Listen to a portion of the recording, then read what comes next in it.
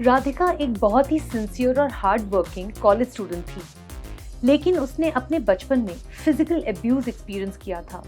उसके पापा short tempered थे और छोटी से छोटी बात पर बहुत गुस्सा करते थे। He used to fly in rages on coming back from office if he would find mess in the house. कई बार वो राधिका पर चिल्लाते थे और कई बार उसको मारते थे। राधिका का कॉन्फिडेंस कम होता गया। वो मानने लगी कि she is not good enough, specially जब वो अपना रूम साफ नहीं रख पाती थी या उसके अच्छे मार्क्स नहीं आते थे, और if she just couldn't do anything to please others. वो ये बिलीव करते हुए बड़ी हुई कि मिस्टेक्स आर बैड और उसको हर चीज़ परफेक्शन के साथ करनी चाहिए। उसकी दुनिया में सब कुछ ब्लैक एंड वाइट था।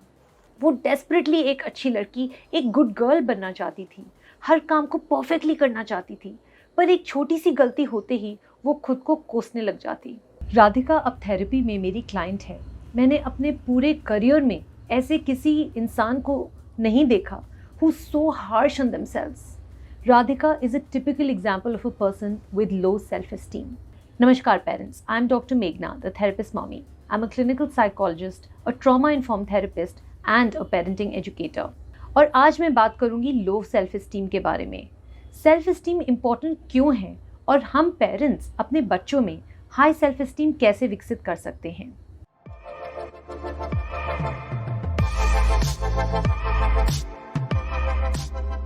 सेल्फ एस्टीम ज़रूरी क्यों है?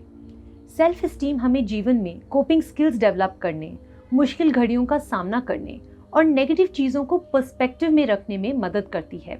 एक हाई सेल्फ एस्टीम वाला इंसान किसी प्रेशर के साथ बेहतर डील कर सकता है, चाहे वो प्रेशर स्कूल, ऑफिस या रिलेशनशिप्स का हो। ऐसे लोग अपने आप को कोसने के बजाय, अयोग्य या होपलेस फील करने के बजाय सिचुएशन को इम्प्रूव करने की कोशिश करते हैं। बच्चों में सेल्फ एस्टीम कैसे कम होती है?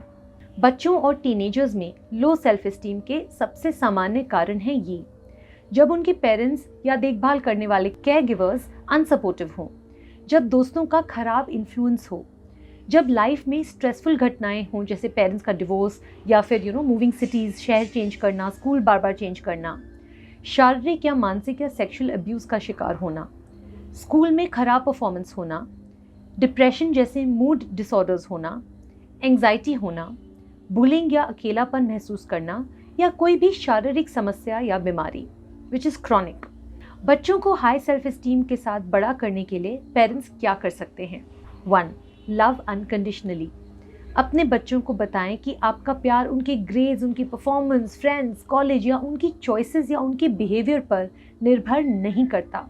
जब हम प्यार को परफॉर्मेंस से जोड़ते हैं, ऐसा बोल के, बेटा आपके कितने अच्छे मार्क्स आए हैं, मम्मी लव्स यू, तो हम अनकंडीशनल लव के एसेंस को खो देते हैं। हमारे बच्चे जैसे हैं इनफ हैं, इसका मतलब आई लव यू बेटा, चाहे कुछ भी हो, हमारी ज़िंदगी में कितने भी उतार चढ़ाव आए, मेरा प्यार हमेशा आपके साथ है। 2. Embrace a growth mindset in your home. कभी कभी बच्चे अपनी काबिलियत को लेकर फिक्स माइंडसेट में फंस जाते हैं, यानी कि वो कौन हैं, क्या कर सकते हैं या क्या नहीं कर सकते, इसको लेके फिक्स्ड आइडियाज़ में विश्वास करने लग जाते हैं। जैसे मैं तो बहुत ही लेज़ी हूँ, या जैसे मैं मैथ्स में अच्छी ही नहीं हूँ। ये सब बिलीव करके वो स्टक हो जाते हैं और मानने लगते हैं कि चाहे वो कुछ भी कर लें, चेंज पॉसिबल ही नहीं है। इसलिए ग्रोथ माइंडसेट की कॉन्वर्सेशंस अपनी फैमिली में रेगुलरली करिए। अपने बच्चे को याद दिलाइए कि वो कुछ भी इम्प्रूव कर सकते हैं अगर वो एफर्ट डालें। ब्रेन के बारे में बात करिए, टॉक अबाउट न्यूरोप्लास्टिसिटी, उसके बारे में समझाइए। ऐसे क्षेत्रों के बारे में ऑब्जर्वेशन करिए जिनमें आपने अपने बच्चे को ग्रो होते देखा है। बार बार एम्फसाइज करिए कि उनकी एबिलिटीज़ या टैलेंट्स फिक्स नहीं हैं, कि मेहनत करके ही वो अपनी एबिलिटीज़ को निखार सकते हैं, कि बिना परिश्रम करे उनका टैलेंट नहीं बढ़ेगा, और जो वो गोल्स सेट करते हैं उनको वो अचीव कर पा रहे हैं, इसको देखने में उनकी मदद करिए। Make room for failure, yes, गलतियाँ और फेलियर्स आपके बच्चों की सेल्फ एस्टीम को तोड़ सकती हैं और उनके कॉन्फिडेंस को क्रश। ऐसी हालत में आपका रोल बहुत इंपॉर्टेंट है। अगर आप पैनिक करते हैं या उन्हें क्रिटिसाइज करते हैं तो आप फिक्स माइंडसेट एम्फसाइज कर रहे हैं। आप उनको ये मैसेज दे रहे हैं कि वो फ्यूचर में कभी इम्प्रूव ही नहीं कर सकते हैं। इसलिए जब आपका बच्चा गलती करता है या किसी चीज़ में फेलियर फेस करता है तो फर्स्ट काम योरसेल्फ। गहरी लंबी सांस लीजिए और ठंडे दिमाग से उनके साथ बात करिए। What can you ask them? उनसे पूछिए, चीज़ें बिगड़ कैसे गई बेटा? उन्होंने इस सिचुएशन से क्या सीखा? वो कैसे इस सिचुएशन को इम्प्रूव करके आगे बढ़ना चाहते हैं? जब बच्चे अपने फेलियर्स को कुछ सीखने के मौके के रूप में देखेंगे, वो किसी भी मुश्किल सिचुएशन को हैंडल कर पाएंगे। उनसे उनकी राय पूछिए। Ask them for their opinions. Avoid harsh criticism. उनकी तुलना किसी से मत करिए and stick to the issue at hand. Please please please, बिना पास्ट मिस्टेक्स और फेलियर्स को उखाड़ते हुए। Fourth, practice coping skills at home. Difficult situations को प्रोसेस करने के लिए अपने बच्चे को एक सेफ स्पेस दीजिए। घर में फ्री डिस्कशन का माहौल बनाइए, जिससे आपका बच्चा बेहिचक अपने प्रॉब्लम्स शेयर कर पाएगा। वो अपने चैलेंजेस, दोस्तों के साथ लड़ाई या किसी पार्शियल या अनफेयर टीचर के बारे में बात कर पाएंगे। फिर आप साथ मिलकर एक्सप्लोर कर सकते हैं कि इन सिचुएशंस को कॉन्फिडेंस से कैसे हैंडल किया जा सकता है, ताकि सामने वाले की डिसरिस्पेक्ट भी ना हो और आपके बच्चे की सेल्फ वर्थ भी हर्ट ना हो। अगर आपका बच्चा क्लियरली कम्युनिकेट नहीं कर पा रहा है, तो आप घर के वातावरण में उसको बात करने के लिए एनकरेज कर सकते हैं। रोल प्ले करके इन मुश्किल सिचुएशंस को इनैक्ट करना एक बहुत ही अच्छा तरीका है। और फाइनली, एनकरेज सेल्फ कंपैशन। अगर आप नोटिस करते हैं कि आपका बच्चा नेगेटिव या फिक्स माइंडसेट में फंसा हुआ है, तो उन्हें आत्म करुणा या सेल्फ कंपैशन अपनाने के लिए प्रोत्साहित करें। ये ज़रूरी है कि बच्चे खुद से प्यार करें। उनको माइंडफुलनेस ऐप्स और एक्टिविटीज़ इंट्रोड्यूस करिए।